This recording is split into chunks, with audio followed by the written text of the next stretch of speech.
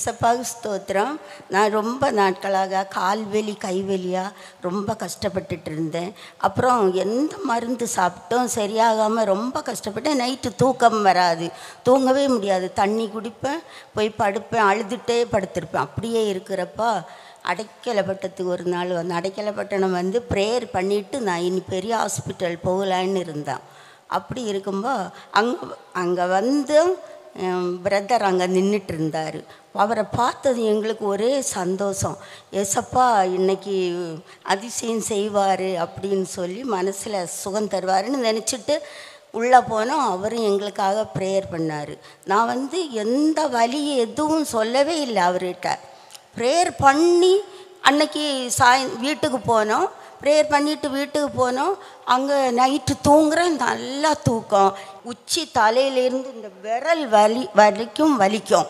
தூக்கம் நெல்லியது எனக்கு கிடையவே கிடையாது. யாராவது போட்டு அமுத்தணும், யாராவது அமுத்தி இந்த விரலையெல்லாம் இழுக்கணும் அப்படியே.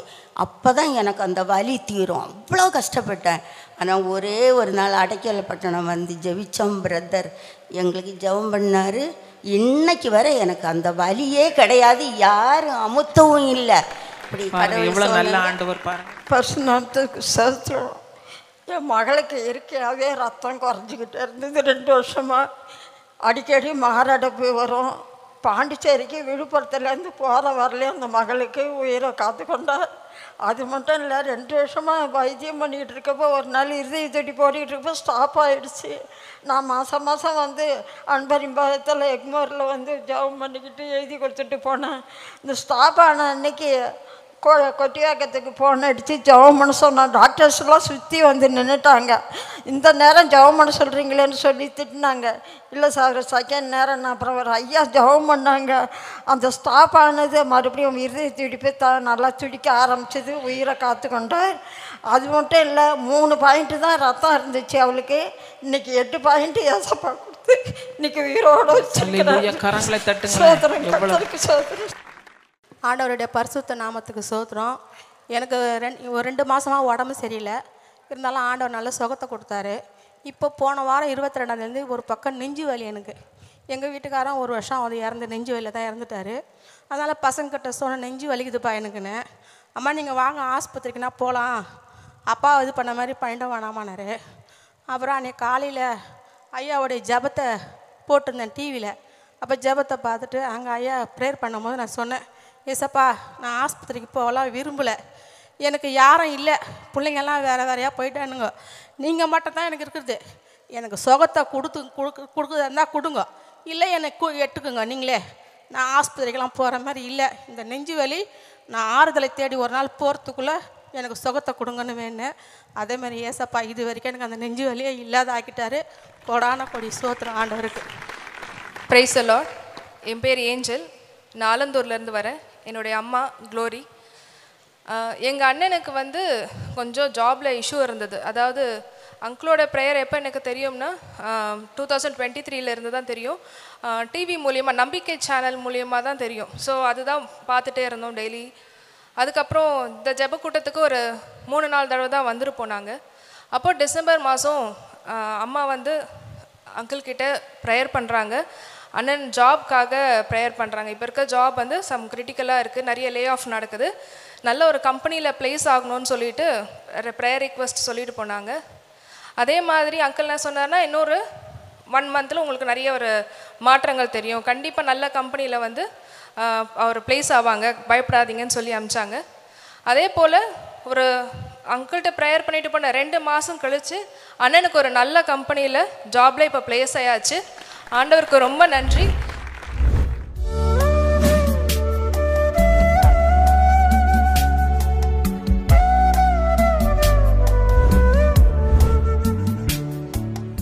கிறிஸ்துவுக்குள் மிகவும் பிரியமான எனதருமை சகோதர சகோதரிகளே, நம்மை சிருஷ்டித்தவரும் நம்மை உண்டாக்கினவரும் நம்மை ஒருபோதும் மறந்து போகாதவருமாகிய இயேசு கிறிஸ்துவின் இணையற்ற நாமத்தினாலே உங்கள் யாவரையும் வாழ்த்தி ஆசீர்வதிக்கிறேன். அல்லேலூயா.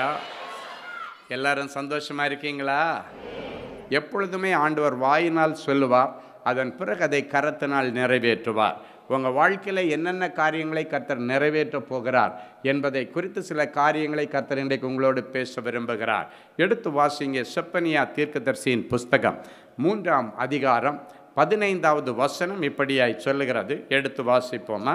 கர்த்தர் உன் ஆக்கினைகளை அகற்றி, கர்த்தர் உன் ஆக்கினைகளை அகற்றி உன் சத்துருக்களை விலக்கினார், உன் சத்துருக்களை விலக்கினார். இஸ்ரவேலின் ராஜாவாகிய கர்த்தர், இஸ்ரவேலின் ராஜாவாகிய கர்த்தர் உன் நடுவிலே இருக்கிறார், உன் நடுவிலே இருக்கிறார். இனி தீங்கை காணாதிருப்பாய், இனி தீங்கை காணாதிருப்பாய். ஆண்டவரை தேடி வருகிற பிள்ளைகளுடைய வாழ்க்கையில் இன்னைக்கு என்ன பிரச்சனை இருக்கோ அத்தனை இன்னைக்கு அலசி ஆராய்ஞ்சி உங்கள் ஆக்கினைகளை அகற்றி அடுத்து உன் சத்துருக்களை விலக்குவேன் என்று சொல்லுகிறார்.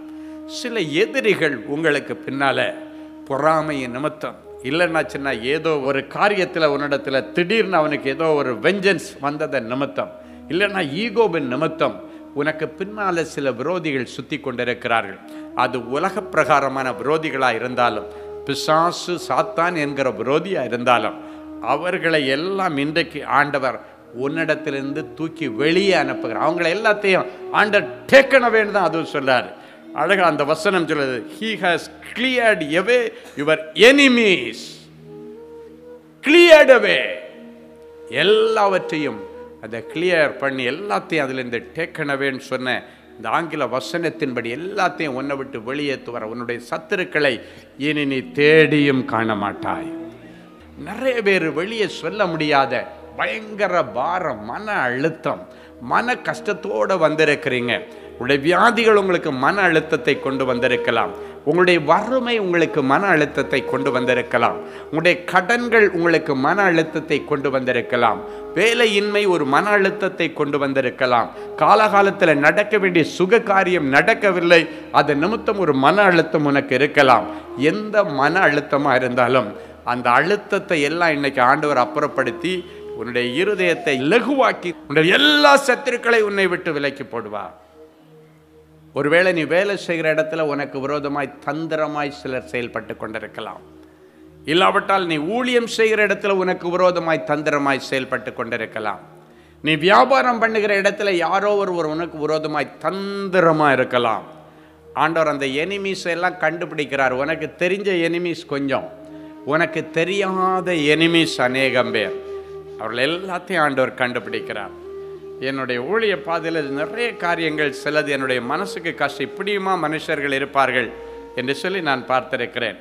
ஒரு முறை ஒரு குறிப்பிட்ட குடும்பத்தில், எனக்கு தெரிஞ்ச ஒரு குடும்பம், அந்த குடும்பத்தில் ஒரு மகளுக்கு திருமணத்திற்கு ஒரு நல்ல வரன் வந்துருச்சு.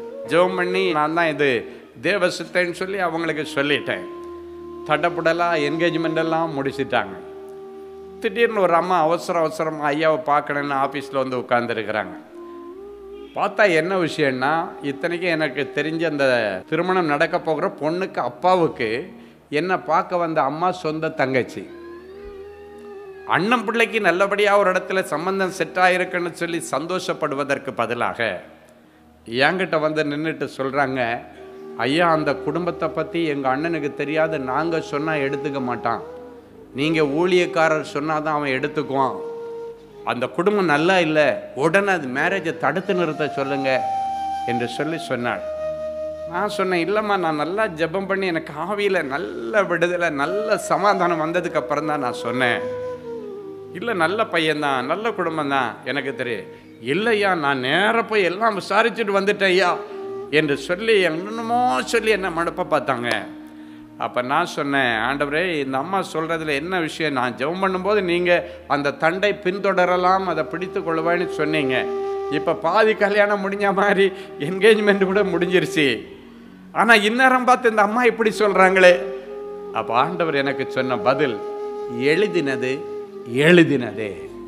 அதுக்கப்புறம் இந்த அம்மாட்ட சொன்னேன், அம்மா நீ சொல்கிறதெல்லாம் சொல்கிறதுக்கு நான் ஆள் இல்லை, உனக்கு என்ன பிரச்சனை, உனக்கு எதுக்காக ஜெபம் பண்ணோம், என் மகளுக்கு கல்யாணம் ஆகணும்னு ஜெபம் பண்ணுங்க. இங்கேயோ இது இடிக்குதுன்னு பார்த்தா இப்படி ஒரு நல்ல வரன் அது மிஸ் பண்ணால் தன்னுடைய பிள்ளைக்கு அந்த வரனை பேசி முடிக்கிறதுக்கு தந்திரமாக வந்திருக்கிறாங்க. நான் சொன்னேன், சரி நான் ஜெபம் பண்ணுறேன் உங்கள் மகளுக்காக. ஐயா இந்த பையன் அவங்க வேண்டான்னாச்சுன்னா என் மகளுக்கு செட் ஆகுமான்னு ஜபிச்சு சொல்லுங்கன்னாங்க. எனக்கு அப்போ தெரிஞ்சு போச்சு இது என்ன ஆவி உள்ள வேலை. நான் சொன்னேன், உன் பிள்ளைய விழாவுக்கு சொந்தக்காரி எங்கே இருக்காளோ அதுதான் வரும். உன் பிள்ளையுடைய விழாவுக்கு சொந்தக்காரி இவ இல்லை. ஆனால் உன்னுடைய அண்ணன் மகளுக்கு தான் இது கொடுத்து வச்சிருக்க அப்படின்னு சொல்லிட்டு நான் சொல்லி ஆசீர்வச்சு அனுப்பினேன். நினச்சி பார்த்துருப்பார் அவங்க அண்ணன். அவங்க அண்ணன் அவங்க தங்கச்சின்னா உயிரே விடுவார். அவ்வளவு பாசக்கார தங்கச்சி. ஆனால் பார்த்தா அண்டர் கிரவுண்டில் இப்படியெல்லாம் கூட நடந்திருக்கு. ஆனால் இன்னைக்கு அந்த மக கல்யாணம் ஆகி ஆண்டவருடைய கிருபையினால் நல்ல சந்தோஷமாக சமாதானமாக நல்ல பிள்ளைகளை பெற்று சந்தோஷமாக இருக்கிறா. ஒரு நாளும் யாரோ ஒருத்தர் ஒன்று சொன்னாங்க, என்ன, ஒருத்தரையும் நீங்கள் எடை போட்டுறாதீங்க, ஒருத்தரையும் நீங்கள் அந்த காரியத்தில் தப்பாக நினைச்சிடக்கூடாது. என் அன்பு தேவனுடைய பிள்ளைகளே, இன்னைக்கு நிறைய பேர் இப்படித்தான் பொறாமையில எரிச்சல்ல ஃபோன் பண்ணி எப்படியாவது ஒரு நல்லது நடக்கிறத இன்னைக்கு அழிக்கிறது தான் இன்றைக்கு சத்துருக்கள் இருக்கிறார்கள். நல்லது நடக்கிறதற்கு என்கரேஜ் பண்ணுகிற மனுஷர்கள் குறைந்து கொண்டிருக்கிற காலகட்டம். இப்படிப்பட்ட நேரத்தில் நீங்கள் ஆண்டவருக்குள்ளால நீங்க இருந்தீங்கன்னா ஆண்டவரிடத்தில் நீங்க கேட்கணும், ஆண்டவரே இது காரியம் சரியா? இன்னொரு காரியத்தை இன்னைக்கு உங்கள்கிட்ட சொல்றேன். ஒருவேளை யாராவது இப்படி ஏதாவது ஒரு காரியத்தை பண்ணி ஏதோ ஒரு நல்ல காரியத்தை நீங்க குழப்பி விட்டுருந்தீங்கன்னா ஆண்டவரிடத்தில் மன்னிப்பு கேட்கறதுக்கு இந்த நாள் சரியான தருணம். இல்லைன்னாச்சுன்னா அந்த கஷ்டமும் அந்த சாபமும் உன் குடும்பத்தில் நின்று உன்னுடைய பிள்ளைகளை சுற்றி சுற்றி அடிக்கும். ஒரு நாளும் தேவனுடைய பிள்ளைகள் இப்படிப்பட்ட தீமையான காரியத்தை நினைக்கவே கூடாது. உங்களால் முடிஞ்சால் 4 பேருக்கு நல்லது செய்யுங்க, இல்லைன்னா அமைதியாக இருங்க. இன்னைக்கு ஆண்டவர் ஒருவேளை உங்களுக்கு விரோதமாக ஏதோ ஒரு சத்துரு இருந்தால் அந்த சத்துருவை இன்றைக்கு உங்களை விட்டு விலக்கி போடுகிறார். ஹல்லேலூயா. உன்னுடைய எனிமீஸ் எல்லாரையும் நீ போய் அவங்கள சரி கட்டணும், விரட்டணும். என்னால் முடியலை, யோசிக்கவே யோசிக்காது. ஆண்டவரே, இவன் கூட நான் ஈக்குவலாக சண்டை போட முடியாது ஆண்டவரே, அவங்கள மாதிரி ஈக்குவலாக நின்று என்னால் கெட்ட வார்த்தை பேச முடியாது ஆண்டவர், அவங்க வார்த்தையெல்லாம் என் நாக்கில் வராது ஆண்டவரே, இப்படி இல்லாமல் பேசுவாங்கன்னு சொல்லி நாக்கில் நரம்பு இல்லாமல் அவங்க பேசுகிறாங்க ஆண்டவரே. நீ கண்ணீரோட வந்தேன்னா அவங்கக்கிட்ட இனி நீங்கள் போராடாதீங்க. ஆண்டவர் சொல்கிறாரு, இனி யுத்தம் கர்த்தருடையது. உனக்கு விரோதமாய் யார் எழும்பினார்களோ ஒரு வழியாய் வருகிறவர்களை 7 வழியாய் ஓடி போக பண்ணுவேன். உனக்கு விரோதமாய் உருவாக்கப்பட்ட அத்தனை ஆயுதங்களும் வாய்க்காமல் போகும். காரணம் என்னன்னா, உன் ராஜா உன் நடுவிலே இன்றைக்கு வந்திருக்கிறார். உன் ராஜா உன் நடுவிலே வந்திருக்கிறார். உன்னுடைய ஆக்கினைகளை அகற்றுகிற ராஜா, உன்னுடைய சத்துருக்களை உன்னை விட்டு விலக்குகிற ஆண்டவர் இன்னைக்கு உன் நடுவிலே, உன் குடும்பத்திலே, உன் பிள்ளைகளுடைய வாழ்க்கையிலே அவர் கம்பீரமாய் எழும்பி வந்திருக்கிறார். அவர் வந்துட்டு சொல்றாரு, இனி தீங்கை காண மாட்டாய். 10 மாதங்கள் நீ தீங்கை கண்டாய், பல வருஷங்கள் தீங்கை கண்டாய், ஆனால் இனி தீங்கை காண மாட்டாய். நேற்றைக்கு வரைக்கும் உங்களை சுத்தி சுத்தி அடிச்சிருக்கலாம். அம்மாவுக்கு ஒரு நாள் பிரச்சனை, புருஷனுக்கு ஒரு நாள் பிரச்சனை, மனைவிக்கு ஒரு நாள் பிரச்சனை, பிள்ளைக்கு ஒரு நாள் பிரச்சனை, தொடர்ந்து தொழிலில் ஒரு நாள் பிரச்சனை, தொடர்ந்து அடி மேல் அடி வாங்கியிருக்கலாம். ஆனால் இன்றைக்கு தீர்க்க தரிசனமாய் இந்த 11வது மாதத்தில் என் ஆண்டவர் சொல்கிறார், இனி தீங்கை காண மாட்டாய். ஏன்னா நீ பட்ட கஷ்டங்கள், வேதனைகள், ஆண்டவருக்கு முன்பாக நீ பட்ட வேதனைகள் எல்லாத்தையும் ஆண்டவர் கணக்கில் எடுத்து வச்சிருக்கிறார். நீ வடித்த கண்ணீரை அவர் துருத்தியில் சேர்த்து வைத்திருக்கிறார். அவற்றுக்கெல்லாம் ஆண்டவர் இன்னைக்கு கணக்கு தீர்க்கும்படி தான் உன்னை அழைத்து கொண்டு வந்திருக்கிறார். எனவே எல்லா தீமையை ஆண்டவர் நன்மையாய் மாற்றுவார். ஹல்லேலூயா. கடந்தவைகளை நினைக்கவும் வேண்டாம், பூர்வமானவைகளை சிந்திக்கவும் வேண்டாம். இதோ புதிய காரியத்தை நான் உங்களுக்கு செய்கிறேன், அது இப்பொழுதே தோன்றும் என்கிற வசனத்தின்படி புதிய உறுப்புகள் என் பிள்ளைகளுடைய சரீரத்தில் இன்றைக்கு முளைக்கட்டும். எந்தெந்த கொள்ளை நோய்கள் வந்து என் பிள்ளையுடைய சரீரத்திலே பாதிப்புகள் வந்திருக்கிறதோ, பாதிக்கப்பட்ட ஒவ்வொரு உறுப்புகளையும் ஆண்டவர் இன்றைக்கு புதிய உறுப்புகளாய் மாற்றும். இன்று கண்ட எகிப்தியனை இனி என்றைக்குமே என் பிள்ளைகள் பார்க்க கூடாது. பரிசுத்த பிதாவே, உமக்கு நன்றி. இப்பொழுதும் என் பிள்ளைகளுடைய சரீரத்திலே பழுதடைந்த உறுப்புகள், அது கிட்னியா இருந்தாலும், லங்ஸா இருந்தாலும், லிவரா இருந்தாலும், பிரெயினா இருந்தாலும் சரி, அவருடைய இருதயமா இருந்தாலும் சரி, இயேசுவின் நாமத்தினாலே இப்பொழுது அவைகள் புதிய உறுப்புகளாய் மாறட்டும். இதோ புதிய காரியத்தை செய்கிறேன், அது இப்பொழுதே தோன்றும் என்று சொன்னீரே. இப்பொழுதே அந்த பழுதடைந்த உறுப்புகள் எல்லாம் புதிய உறுப்புகளாய் மாறட்டும். எந்தெந்த பிள்ளைகள் ஆண்டவரே என்னுடைய சரீரத்தில் ஃபைப்ராய்டு கட்டி என்னுடைய யூட்ரஸில் இருக்கு, நீர் கட்டிகள் இருக்கிறது, என்னுடைய யூட்ரஸுக்குள்ளால பெரிய ஒரு கேன்சர் கட்டி இருக்கிறது, யூட்ரஸை எடுக்கணும்னு சொல்றாங்க, கண்ணீரோட வந்திருந்தாங்கன்னா, அப்பா என் பிள்ளைகளுடைய யூட்ரஸ் ஆண்டவர் இன்னைக்கு புதுசா மாத்தி கொடுங்க. எல்லா பிசிஓடி பிரச்சனைகள் மறைந்து போவதாக. என் பிள்ளைகளுடைய அந்த யூட்ரஸை, கற்பப்பைய ஆண்டவர் புதுசா மாத்தி கொடுத்து என் பிள்ளைகளுக்கு நீர் ஒரு அதிசயத்தை விளங்க பண்ணும். எந்தெந்த பிள்ளைகள் எனக்கு இன்னும் குழந்தை பாக்கியம் இல்லைன்னு கண்ணீரோட வந்திருக்கிறார்களோ அவர்களை சந்தோஷமான பிள்ளை தாட்சியாக்கி, இனி இவர்கள் கூடாரத்தை குறித்து விசாரிக்கும் பொழுது குறைவை காண மாட்டீர்கள் என்ற வசனத்தின்படி இவர்களுடைய அந்த குழந்தை பேர் இல்லை என்கிற குறைவு கிறிஸ்து இயேசுவுக்குள்ளே நிறைவாகும்படி அடைக்கப்பட்ட இவர்கள் கற்பங்கள், இவர்கள் பிள்ளைகளுடைய கற்பங்கள் இயேசுவின் நாமத்தினாலே இன்றைக்கு திறக்கப்படுவதாக. ஒருவரும் திறக்கக்கூடாதபடி பூட்டுகிறவரும், ஒருவரும் பூட்டக்கூடாதபடி திறக்கிறவரும் திறந்த கற்பத்தை என் பிள்ளைகளுக்கு கொடுத்து என் பிள்ளைகளை சந்தோஷமான பிள்ளைத்தாட்சியாக்கி மகிழ்ச்சியாய் குடியிருக்க பண்ணுங்க. சரீரத்தில் என்ன விதமான கட்டி இருந்தாலும் சரி, இயேசுவின் நாமத்தினால் இன்றைக்கு குணமாவதாக நான் ஆசீர்வதித்து ஜெபிக்கிறேன். என் பிள்ளைகளுக்கு இரத்தம் சம்பந்தப்பட்ட வியாதிகள் இருந்தால் இயேசுவின் நாமத்தினால் இன்றைக்கு குணமாகட்டும். வீசிங் பிரச்சனைகள், சைனஸ் பிரச்சனைகள், ஆண்டவரே இந்த சுவாச மண்டல பிரச்சனைகள், இழுப்பு பிரச்சனைகள் இயேசுவின் நாமத்தினால எப்பொழுதே குணமாகட்டும். எனக்கு விருப்பமுண்டு நீ குணமாக மகனே, எனக்கு விருப்பமுண்டு நீ குணமாக மகளேன்னு சொல்லி பிள்ளைகளை நீர் ஆசீர்வதிக்கிறதற்காய் உமக்கு நன்றி. இயேசுவின் மூலம் பிதாவே, ஆமேன், ஆமேன்.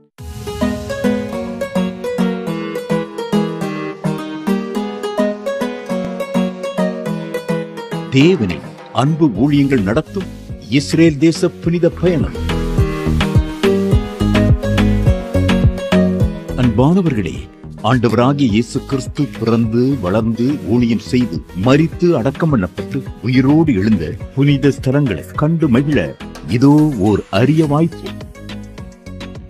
உங்கள் வாழ்நாள் கனவை நனவாக்க நமது அன்பு சகோதரர் சுவிசேஷகர் டி. ஸ்டீபன் அவர்களுடன் 11 நாட்கள்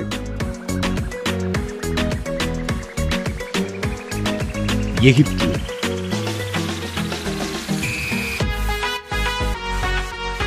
யோர்தான், பாலஸ்தீனம்,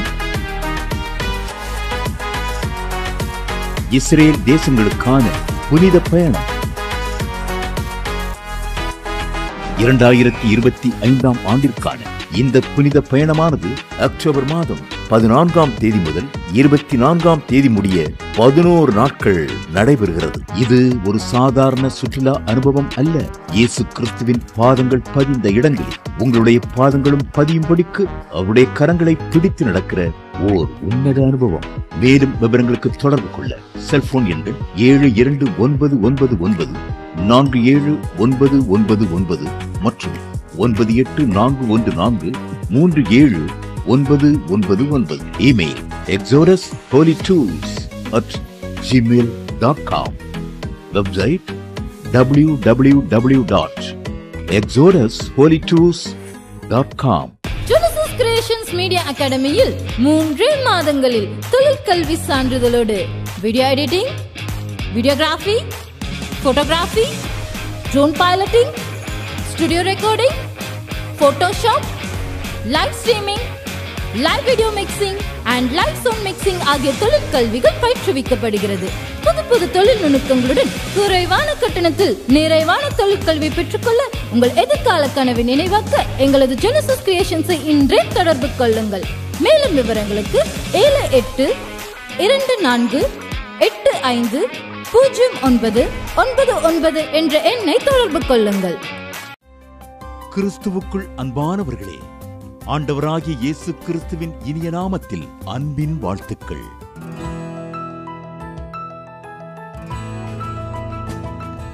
எங்களுடைய மார்வெல் திருமண தகவல் மையத்தை ஆன்லைன் சேவை மூலம் உங்களுக்கு அறிமுகப்படுத்துவதில் நாங்கள் மிகுந்த மகிழ்ச்சி அடைகிறோம். எங்களது மார்வெல் திருமண மையம் கிறிஸ்தவ குடும்பத்தில் திருமணத்திற்கு ஆயத்தமாயிருப்பவர்கள் தங்களுக்கு ஏற்ற வாழ்க்கை துணையை தேர்ந்தெடுக்க சிறந்த திருமண சேவை மையமாக இருக்கிறது. மேலும் மார்வெல் திருமண தகவல் மையத்தில் நீங்கள் பதிவு செய்வதற்கு எங்களது இணையதள முகவரி www.marvelmatrimony.com மற்றும் அலைபேசி எண் 7824855999 என்ற எண்ணிற்கு தொடர்பு கொள்ளலாம். சென்னை, நாகர்கோவில் மற்றும் மும்பை நகரில் உள்ளவர்கள் பதிவு செய்ய விரும்பினால் கீழ்கண்ட விலாசங்களில் உள்ள எங்களது அலுவலகங்களோடு தொடர்பு கொள்ளலாம். Email info@marvelmatrimony.com. ஆண்டவர் தாமே உங்களை அளவில்லாமல் ஆசீர்வதிப்பாராக.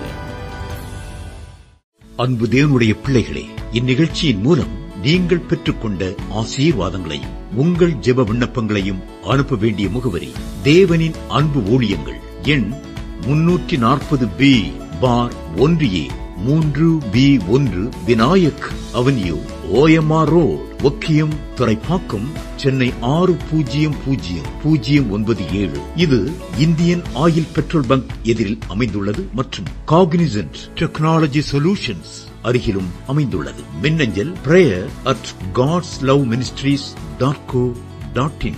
எங்களது இணையதளம் www.godsloveministries.co.in. மேலும் 24 மணி நேர ஜெப உதவிக்கு 044-5447-999 மற்றும் 9941950999 என்ற எண்களுக்கு தொடர்பு கொள்ளுங்கள். கர்த்தர் தாமே உங்களை ஆசீர்வதிப்பாராக.